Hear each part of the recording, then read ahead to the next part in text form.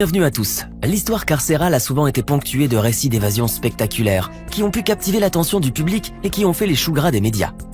Ces histoires réunissent en effet tous les ingrédients des films d'action et de suspense, et ce n'est pas pour rien que des séries comme Prison Break ont cartonné au niveau du public, toujours à l'affût de nouvelles aventures et d'une bonne dose d'adrénaline. Alors installez-vous bien confortablement car aujourd'hui, nous allons vous présenter les 7 plus spectaculaires évasions de prison jamais commises. On commence. Yoshi Shiratori. Certaines personnes ne sont pas vraiment faites pour être enfermées, et aucune prison construite par l'homme ne saurait les retenir. Yoshi Shiratori fait indubitablement partie de cette trempe, puisqu'au cours de sa vie, il a réussi 4 évasions magistrales de certaines des prisons les plus surveillées du Japon. Shiratori est arrêté une première fois en 1933, alors qu'il était âgé de 26 ans, sur des soupçons de meurtre et de vol avec d'autres complices. Les procureurs demandent la peine de mort, mais il arrive à s'échapper de la prison d'Aomori en 1936 en utilisant un simple fil de fer pour ouvrir ses menottes. Il fut toutefois très vite rattrapé par les autorités et fut condamné cette fois à perpétuité.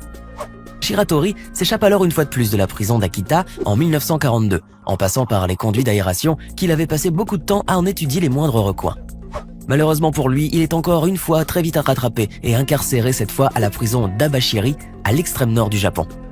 Cependant, et malgré la haute surveillance qui régnait dans cette prison, l'as de l'évasion japonais va réussir à s'évader en 1944 en utilisant une technique incroyablement astucieuse. Shiratori avait en effet fait rouiller ses menottes, ainsi que le judas de la porte de sa cellule en y versant de la soupe mise au-dessus régulièrement, ce qui lui permit, après un certain temps, de pouvoir les briser très facilement.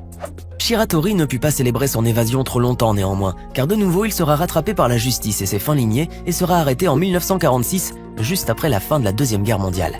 La cour de Sapporo le condamne à mort en 1947, mais alors qu'il attend son exécution en prison, il s'évade en sciant le plancher de sa cellule avec un bout de tôle pointu et en creusant un tunnel avec un bol. Finalement, Shiratori, lassé de son statut de fugitif, décida de se livrer à la police en 1948, à l'âge de 41 ans, et bénéficia de la clémence de la justice qui décida de commuter sa peine à 20 ans de prison au lieu de l'exécuter. Et l'as de l'évasion resta sagement en détention cette fois, jusqu'à sa libération en 1961. Frank Morris et les frères Englyn. L'évasion d'Alcatraz de 1962 est encore considérée de nos jours comme une des évasions les plus mystérieuses et les plus énigmatiques de toute l'histoire carcérale des États-Unis. C'est donc durant la nuit du 11 juin 1962 que 3 détenus de la prison fédérale de haute sécurité d'Alcatraz, laquelle est à l'époque le pénitencier le plus célèbre et le plus sûr des États-Unis, réussissent l'exploit de s'en évader à bord d'un radeau de fortune, après avoir creusé le mur de leur cellule. Les 3 évadés, Frank Morris et les frères Clarence Englyn et John Englyn, avaient passé de nombreux mois à peaufiner dans les moindres détails leur plan d'évasion. Morris se révélant par ailleurs un excellent stratège et un être doué d'une intelligence supérieure. Son ingénieux plan prévoyait ainsi la fabrication de mannequins en forme de tête humaine à partir de papier toilette et de savon afin de faire croire aux gardes qu'ils dormaient. Les 3 complices ont alors commencé à creuser un tunnel près du sol au fond de leur cellule et Morris avait même réussi à fabriquer une mini perceuse à partir d'un moteur électrique d'aspirateur dans le but d'accélérer le travail de forage. Une fois le trou assez grand pour les laisser passer, ils s'y engouffrèrent en laissant derrière eux un 4e ami et complice de l'évasion, Allen West, qui malheureusement pour lui était assez gros et n'avait pas pu passer par le trou dans la cellule. Et pour quitter l'île, l'ingénieux Frank Morris avait même fabriqué un radeau de fortune confectionné grâce à de la colle et une 50aine d'imperméables provenant d'autres détenus. Les 3 évadés n'ont depuis plus donné aucun signe de vie, et le mystère autour de leur survie et de la réussite de leur plan d'évasion demeure encore de nos jours, puisqu'aucun corps n'a été retrouvé dans les eaux entourant l'île. Choi Gap-bok. Mettre en cage un maître de yoga n'est pas vraiment une très bonne idée, surtout si cette dernière n'est pas complètement hermétique et étanche. Ainsi, Choi Gap-bok, un Sud-Coréen détenu au poste de police de la ville de Daegu et qui pratiquait le yoga depuis 23 ans, n'a eu aucun mal à se faufiler à l'extérieur de sa cellule et à prendre la poudre d'escampette, au nez et à la barbe des policiers. Doté d'une extrême souplesse héritée de ses longues années d'entraînement, Choi a pu en effet insérer son corps de contorsionniste auparavant huilé dans une toute petite fente au bas de la porte de sa cellule, et qui servait à faire passer les plateaux repas aux détenus. Le Houdini sud-coréen a donc pu passer sans peine par l'ouverture haute de 12,7 cm et large de 43,8 cm. Le tout en moins de 35 secondes, un exploit qui ferait rougir Chris Angel. Choi a néanmoins pris la peine de mettre un oreiller sur son lit et de le couvrir de draps, afin de faire croire aux gardes qu'il dormait toujours. Une technique qu'il aurait vue dans un film américain d'évasion. L'as de la contorsion court depuis dans la nature et malgré les recherches des autorités, ainsi que les moyens considérables mis en œuvre, il reste plus insaisissable que du mercure. Joaquin Guzman. Plus connu sous le nom d'El Chapo, qu'il doit à sa petite taille, Joaquín Guzmán était un mafieux mexicain qui dirigeait le cartel de Sinaloa, spécialisé dans les assassinats et le trafic international de stupéfiants. Ce petit bonhomme, pas plus haut que 3 pommes, était en fait le grand patron du cartel le plus dangereux et le plus puissant du Mexique, sinon du monde entier, et fut pour longtemps l'un des fugitifs les plus recherchés de la planète.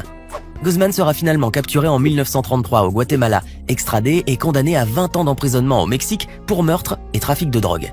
Il sera incarcéré alors dans une prison fédérale à sécurité maximale, mais en 2001, après avoir soudoyé les gardiens, il s'évade en se cachant dans un panier à linge sale, aidé en cela par sa petite taille de 160 cm, et quitte la prison dans une voiture de blanchisserie. El Chapo devient de nouveau le fugitif numéro 1. Il est alors recherché par les gouvernements du Mexique et des États-Unis ainsi que par Interpol. Après une longue cavale qui lui aura aussi permis d'accroître la toute-puissance de son cartel, El Chapo se fera finalement arrêter en 2014 par la marine mexicaine et la DEA des États-Unis et sera mis sous écrou à la prison de haute sécurité de l'Altiplano au Mexique. Toutefois, Guzmán s'évade à nouveau le 11 juillet 2015 à l'aide d'un tunnel de plus de 1,5 km de long creusé à 10 mètres de profondeur entre sa cellule et un immeuble en construction à l'extérieur des murs de la prison. Cette évasion rocambolesque sera grandement médiatisée par le monde et aura même pour conséquence de décrédibiliser le gouvernement mexicain. Le baron de la drogue n'aura toutefois pas le temps de célébrer la réussite de son évasion, car il se fera de nouveau arrêter à peine quelques mois plus tard en janvier 2016. Il sera cette fois extradé vers les États-Unis, où il sera jugé et condamné à la prison à vie plus 30 ans et purge actuellement sa peine à ADX Florence, la prison de Supermax, la plus sûre d'Amérique. Rostam Chakrutdinov. Avoir un corps souple peut souvent vous aider à vous sortir de bien fâcheuses situations, surtout si vous êtes condamné à croupir dans une prison russe miteuse. C'est ainsi que Rostam Chakrutdinov, un jeune homme russe de 25 ans, a pu s'évader de la prison d'Izberbash au Caucase, dans laquelle il était enfermé après avoir été condamné pour vol. Le jeune forçat a su utiliser l'étonnante particularité de son corps et son extrême souplesse afin de se faufiler à l'extérieur de sa cellule par une minuscule trappe utilisée pour passer la nourriture aux détenus. Son exploit a même été entièrement filmé par une des caméras de la prison et l'on y voit clairement Rostam sortir de sa cellule quasiment nu avant qu'il ne se rhabille dans le couloir et partir tranquillement comme si de rien n'était. Baptisé l'homme serpent par les médias, Rostam est toujours en cavale et son incroyable évasion est vite devenue virale sur les réseaux sociaux. Michel Vaujour. Une des méthodes d'évasion les plus emblématiques des films d'Hollywood reste sans conteste l'escapade par la voie des airs, en utilisant bien évidemment un hélicoptère qui viendra récupérer le détenu et l'emmènera vers la liberté tant espérée. En vérité, cette spectaculaire méthode d'évasion a été utilisée par de nombreux détenus ces dernières années, surtout en France, à tel point qu'aujourd'hui, on l'appelle l'évasion à la française.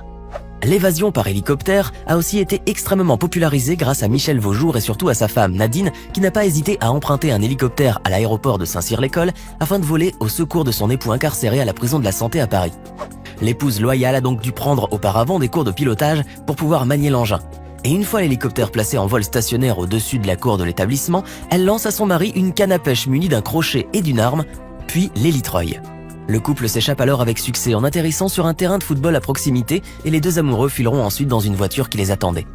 Toutefois, leur bonheur sera de bien courte durée, puisque Vaujour sera repris quelques mois plus tard au cours d'un braquage qui a mal tourné.